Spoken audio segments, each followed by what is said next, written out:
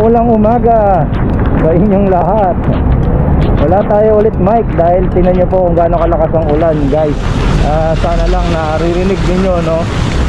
Yun nga lang, pagka tumutulin yung hangin ang naririnig ninyo na mas malakas. So ayan, sumisigaw tayo ulit, no? Ayan, so marang ang tricycle, marang. At meron pong nagpalit ng kapote sa gitna. Ayan, lakas, grabe.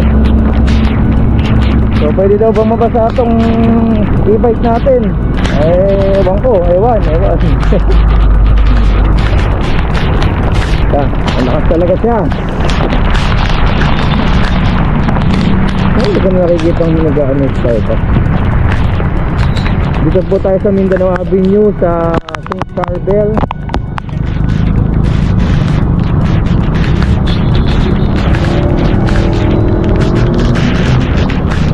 Dito tayo sa bike lane lang, no? Kasi traffic din. So tuloy natin mamaya doon, no? Pagkatapos dito sa traffic. Okay? Alright, nakatawid na tayo ng Congressional. Siyempre sumisigaw tayo dahil hindi nyo ako maririnig, guys. So mag-level, sabi ako nakapag-level, speed 1 tayo, guys. Speed 1 ay speed 2, sorry, speed 2. And nag-speed 58, 59. Dahil pa-stop na tayo sa stoplight, no? Malayo pa lang, dapat nakalalay na kayo dyan. O tapos pala napanood ko, ay mayroon nag-comment sa messenger na bakit daw nag-skid yung ano niya, yung preno niya, nagpalit siya ng magandang gulong or ano. Guys, hanggat maaari 2 fingers po kayo. Dalawang daliri po ang gamit nyo sa pagpreno, no? Dalawang daliri. Kasi pag-aapat po yan, mas malaki po yung ano nyo, yung grip ninyo, mas nababaon po ninyo yan, no? Sakto lang po ang 2 fingers para po sa kung sakaling may sudden brake, eh kaya nyo pong idandahan at bilisan, di ba? So sayang hindi tayo naka-mic, no? Para mas malinaw sana, no? Pero I hope na nakikita nyo yung ano, kung paano ako nag-2 fingers, no? Wala, hindi ko mapakita eh, ano? Diba? So bike lane tayo, guys. Siyempre may wagang technique. Dapat makalipat. Okay. Oh, basura. May basura sa harapan. Lipat tayo. Ayan na ulit, tumalakas na ulit ang ulan, guys. Ayan.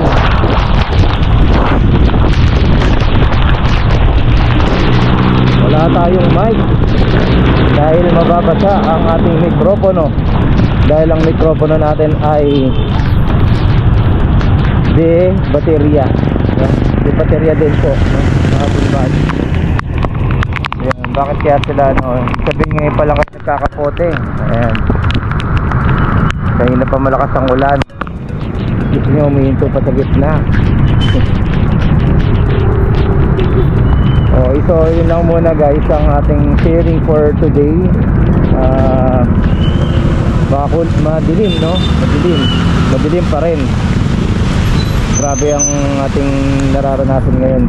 Grabe ang ulan, grabe ang baha. Kaya kailangan mag-adjust din tayo, no? Kasing grabe na lang talaga masasabi natin dito.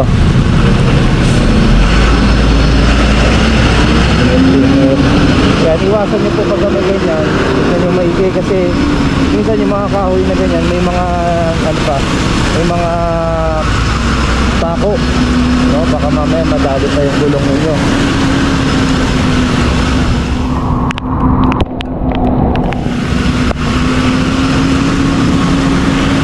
Ay, hanggang EDSA po, guys. Papakita natin ang video natin.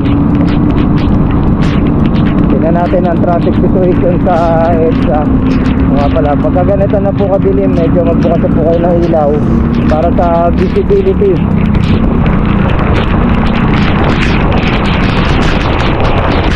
lumakas lalo ang ulan.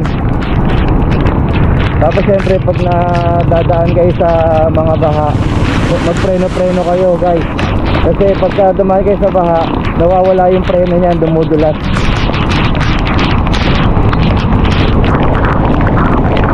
Daming butas may mga manhole.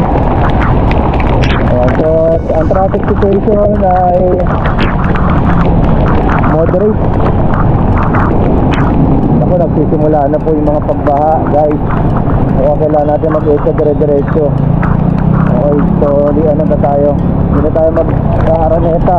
Alam niyo na po ang Araneta. So ganyan po, dapat meron po agad kayong alternative na daan na iisipin kesa mas stranded kayo.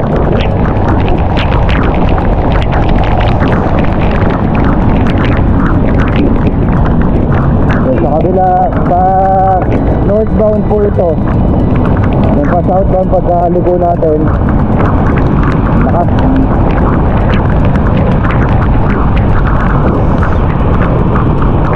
Ito lang, nawawala yung preno kaagad umudulat.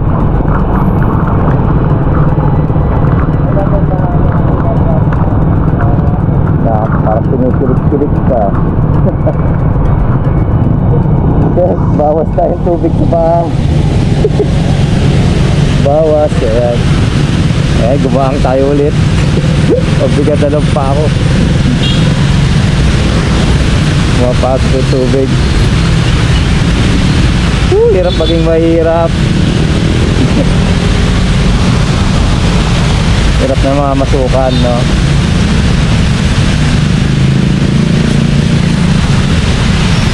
So yun, mamaya po ulit guys. Ayan, so nasa ano tayo, it's palalagpas lang natin ng Roosevelt o Muñoz.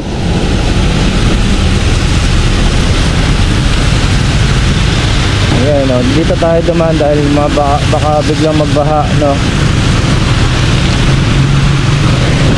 Gusto ko pala magpasalamat sa mga ano, dito tayo bike lane guys, sa mga nagme-message sa akin sa page, no? Itong taxi naman na to. So ayun, so mga nagme-message sa akin sa page na natutuwa sila sa video. Yung iba po hindi yung iba hindi natutuwa kasi alam niyo naman po ang tao, no? May mga na-inspire at meron din pong naiinggit at meron din pong nahaasar dahil po iba-ibang reaksyon. Maraming salamat po sa lahat at sa kabuuan mas marami po yung natutuwa ngayon. Maraming salamat, no? Thank you. Hindi po natin please ang kalahatan. Ayan. So yun, SM North na po tayo guys. At na tayo, tuloy-tuloy na tayo pa diretso ng Makati. Dami pang lubak dito kaya di tayo makaanakakay ng Sofia.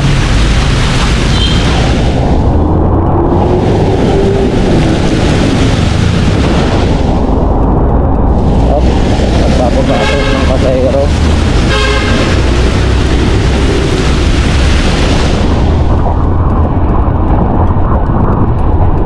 So yan, bike lane ulit tayo guys. Tapos nag speed 1 tayo guys kapag lumilipat ako sa bike lane kasi para hindi tayo mabilis. Tamang panggap tayo na bike. Bike pa rin naman nila tinatawag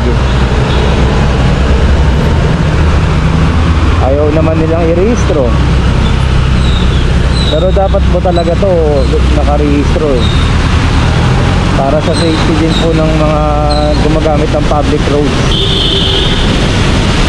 So speed to tayo ulit.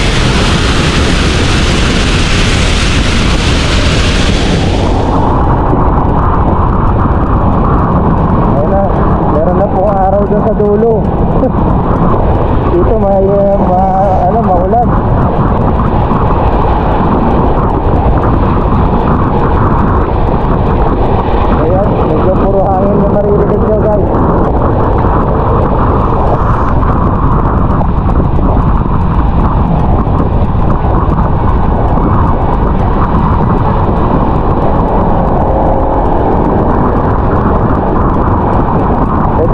tayo mag ano, mag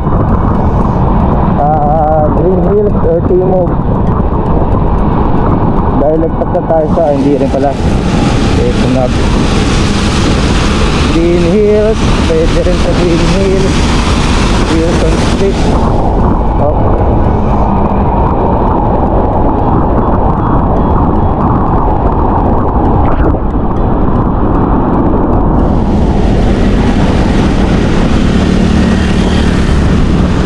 Oh, malaking lubak yun ah. Kita natin yan. Ayun, oh. Traffic sa ano, sa Quezon Avenue.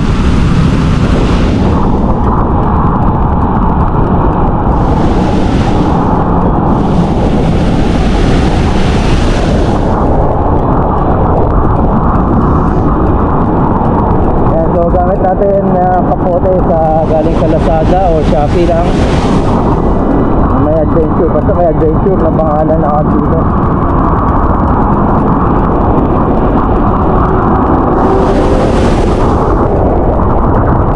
So yun guys, kung may sisita po ulit na dumadaan ako sa solid line, eh pasensya na po kayo.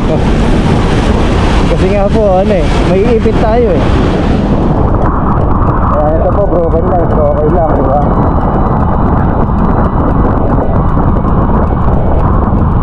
Ito na po ang araw. Dito po, tingnan niyo po, tuyo yung kalsada. Ayan, tuyo ang kalsada. Ayan, so dito na lang po muna siguro. At ano, mahaba na po itong gagawin natin video eh. Ayan, so maraming salamat po ulit guys. Thank you. Okay, share lang natin na traffic situation dito sa ano, pagbaba ng Pakurami. Sobrang traffic oh. Alright, natakpan na tayo. Kanina maganda nakikita yung sa taas. Yun lang guys. Thank you. Hi Marvin Chua, Motovlog. This is Leah. More rides to come. Sana mag-ride tayo soon. God bless you always. Mag-iingat ka parata sa mga ride mo. God bless! Thank you. Hi Marvin Chua, Motovlog. See you soon. Thank you. Ayan o, meron na rin tayo dito sa Japan guys. So okay, once again Marvin Chua Motovlog po. Maraming salamat po. Salamat din po sa mga nag-subscribe. Subscribe, okay. Bulol pa no?